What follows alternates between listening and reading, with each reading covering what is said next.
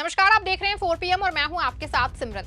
दोस्तों, देश के पहाड़ी इलाकों में मौसम जहां गर्मियों के दिनों में सुहाने होते हैं, लेकिन वहीं से अचानक आग सुलगने की खबरें आ रही हैं। यानी कि देश के पहाड़ी इलाकों में जबरदस्त आक्रोश होने में देखा जा सकता है। उत्तराखंड से लेकर के लद्दाख तक जेन जी अपनी मांगों को लेकर के सड़कों पे है। पेपर चोर गद्दी छोड़ के नारे सड़कों पे लग रहे हैं। लद्दाख को पूर्ण राज्य का दर्जा दिलाने और अपनी संस्कृति को सुरक्षित करने की मांग तेज हो गई है। लेकिन दोनों जगहों पे पीएम मोदी जी और उनकी डबल इंजन की सरकार युवाओं की बात सुनने के बजाय सांप्रदायिकता के साथ सीबीआई का नया फंडा लाके जेन जी के आंदोलन को कुचलने का प्रयास कर रही है। कैसे उत्तराखंड और लद्दाख में सरकार ने आंदोलन को कुचलने के लिए सांप्रदायिकता का रंग देने के साथ सीबीआई का नया खेल शुरू कर दिया है, और ये मैं आपको अपनी इस रिपोर्ट में बताने वाली हूँ। और साथ ही दोस्तों, इस पर भी चर्चा करने वाले हैं कि कैसे ये देश के लिए खतरनाक हो सकता है।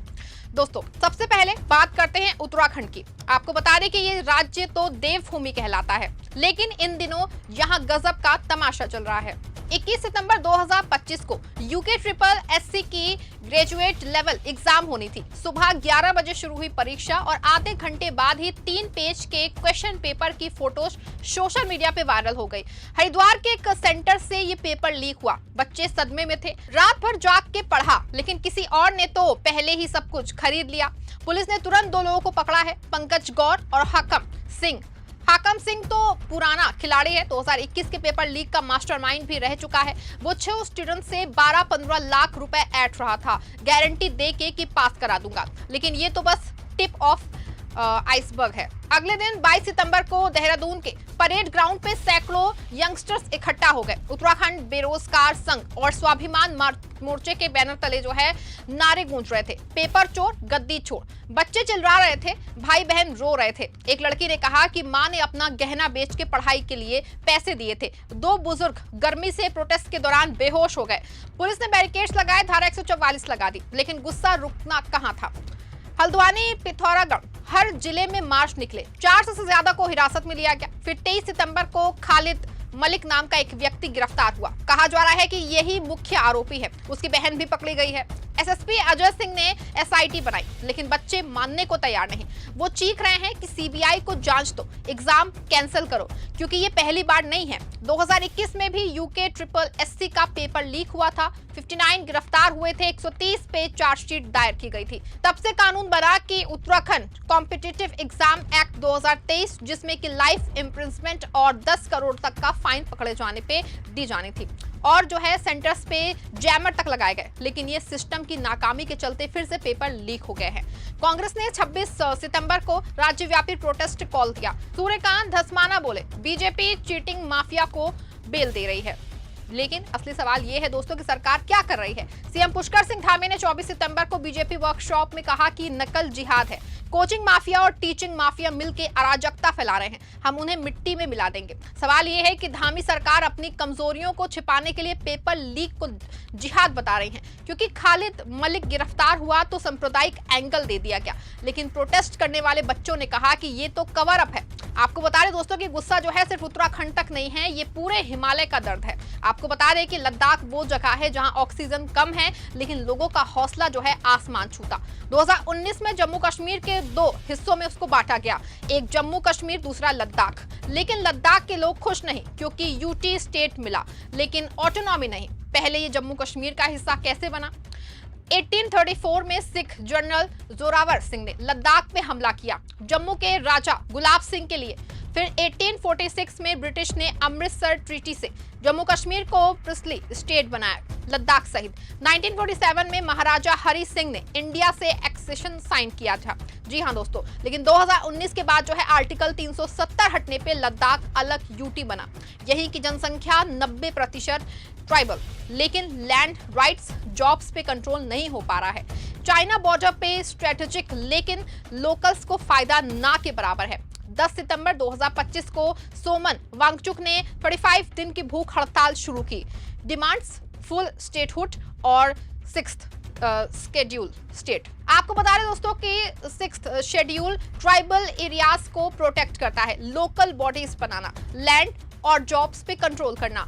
सोनम वांगचुक ने मांगों को जायज तरीके से उठाया है। हालांकि लद्दाख अचानक हिंसा की चपेट में आ गया है, लेकिन सोनम वांगचुक ने अपील की है कि कोई भी व्यक्ति हिंसा ना करे, क्योंकि हिंसा किसी चीज का रास्ता नहीं है। आपको बता दें कि सोनम वांगचुक 2018 में रेमन मैग्सेसे अवार्ड के विजेता हैं, लेकिन अब सरकार उन्हें टारगेट कर रही है। प्रोटेस्ट पूरे लद्दाख में है। लेह में शटडाउन, युवा सड़कों पे है।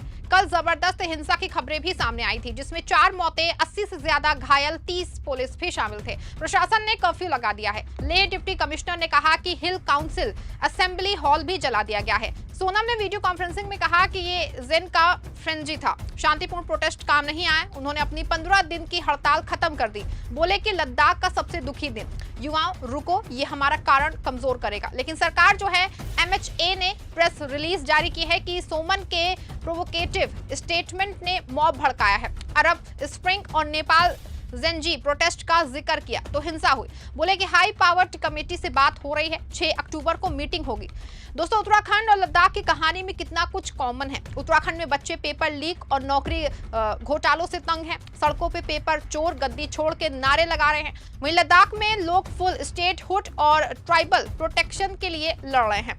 इतना ही नहीं, बीजेपी ऑफिस तक जला दिया गया है, 4 लोग मारे गए। उत्तराखंड में सरकार ने पेपर लीक को नकल जिहाद का नाम दिया है, जबकि लद्दाख में सोमन वांगचुक पे प्रोवोकेटिव होने का इल्जाम लगा था। वहां 400 से ज्यादा प्रोटेस्टर्स को हिरासत में लिया गया और यहां कर्फ्यू में 80 लोग घायल हुए। दोनों जगह जेन जी का गुस्सा साफ दिखता है। एक तरफ नौकरियां चुराई जा रही हैं, दूसरी तरफ पहचान। लेकिन सरकार वो असली मांगों को दबा के सांप्रदायिक कार्ड खेल रही है। हालांकि सोमन ने वीडियो जारी करके अपनी सफाई पेश की है। सुनिए सोमन ने क्या कुछ कहा है। तो एक तरफ तो हम अपनी जमीनें खो रहे हैं और दूसरी तरफ आलम यह है कि उसके ऊपर बहुत से नेता और उनके जो ट्रोल चट्टे बट्टे हैं, जो कि इन कमेंट्स में भी होंगे और कुछ वीडियोस में भी आपने देखा है, वो कहते हैं कि हम देशद्रोही हैं। आप ही बताइए, वो देशद्रोही हैं जिन्होंने देश की जमीन चीन को सौंप दी, या वो जो चीख चीख कर कह रहे हैं कि हमारी जमीन चीन को जा रही है, इसे रोका जाए? तो ये फैसला आप भी कीजिएगा।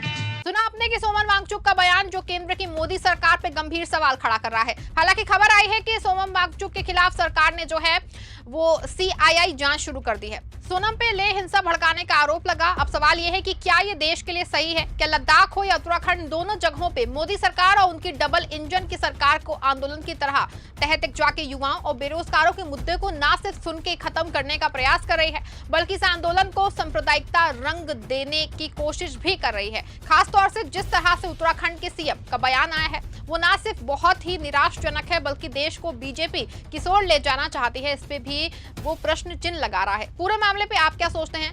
क्या लद्दाख को तुरंत पूर्ण राज्य और उनकी वहां की संस्कृति को बचाने के लिए सीधे अमित शाह और PM मोदी के हस्तक्षेप नहीं करना चाहिए? क्या उत्तराखंड में CM धामी ने जिस तरह का बयान दिया है, उनको अपना बयान वापस नहीं लेना चाहिए? आप जो भी सोचते हैं कमेंट में अपनी राय जरूर बताइएगा। धन्यवाद।